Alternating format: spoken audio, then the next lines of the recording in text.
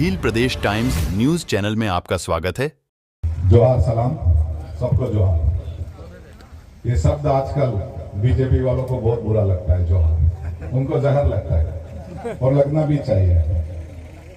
BJP की dictionary से अगर 8 शब्द निकाल दिए जाए, 8 शब्द, तो उनके पास बोलने के लिए कुछ भी नहीं।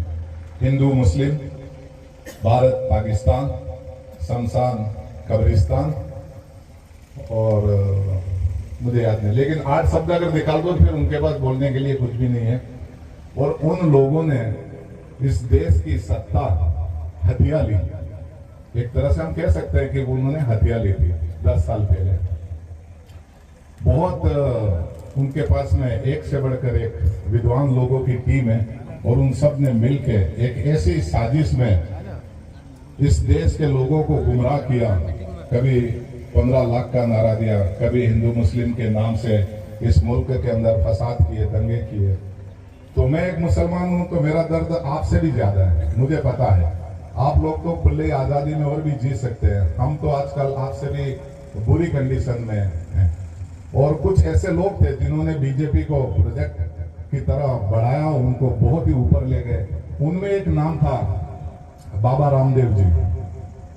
वो उनकी ये हालत थी कि जब बीजेपी आई उसके पहले कोई 500 करोड़ 1000 करोड़ के मालिक थे और 500 करोड़ के चक्कर में कांग्रेस ने उनको आधी रात को रामलीला मैदान से भगाया था, आपको सबको पता है।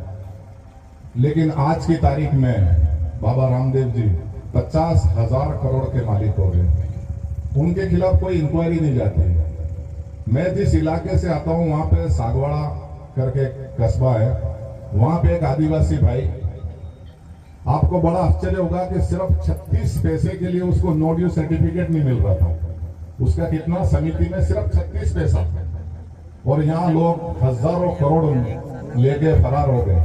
पिछले 10 साल में आप लोगों ने शायद ध्यान नहीं दिया होगा, क्योंकि आप लोग दूसरी बातों पे ज्यादा ध्यान देते हो।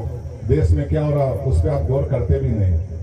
40 देश के अमीर लोग, उद्योगपति लोग इस देश का 11 लाख करोड़ रुपया लेके फरार हो गए, और हिंदुस्तान का पूरा किसान सिर्फ 2 लाख करोड़ के कर्ज के नीचे दबा हुआ है। अगर सरकार सिर्फ उन लोगों से 40 लोगों से अगर अपना पैसा ले आए तो वो किसानों का सारा कर्जा भी माफ हो सकता है और देश को उससे ज्यादा पैसा, वो जो 15 लाख की जो बात कह रहे थे वो सच भी हो जाती, मिल भी जाते। लेकिन उनकी नीयत नहीं है, उनकी नीयत लाने की नहीं थी, उनकी नीयत तो और जो यहाँ लोग थे उनको भगाने की थी।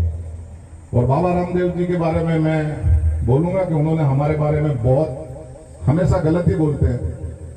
तो एक बार उन्होंने कहा था, हरियाणा के वो ब्रांड एम्बेसडर है, शांति दूत जिसको बोलते हैं, उन्होंने एक बड़ी महफिल में हजारों लाखों लोगों के सामने बोला था कि कानून ने हाथ बांध रखे हैं, वरना जय नहीं बोलने वालों की हम गर्दन काट लेते। तो हमने बाबा जी को उन्हीं के अंदाज में जवाब दिया था कि जो नफरत के सबब उठी थी वो ललकार किसकी थी,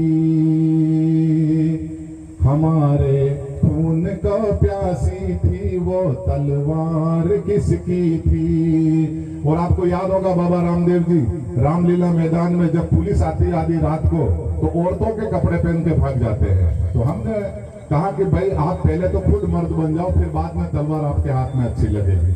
जो नफरत के सबब उठी थी वो ललकार किसकी थी, हमारे खून को प्यासी थी वो तलवार किसकी थी, हमारी गर्दनें मत काटिए बस ये बता दीजिए, जिसे तुम पहन के भागे थे वो सलवार किसकी थी। तो बस मैं इतना ही कहना चाहूंगा। और मैं बालू सिंह जी के लिए आप लोगों से आग्रह करूंगा कि हमारे उधर तो पेटियों में 2 जीप पेटियों में पड़ी हुई है।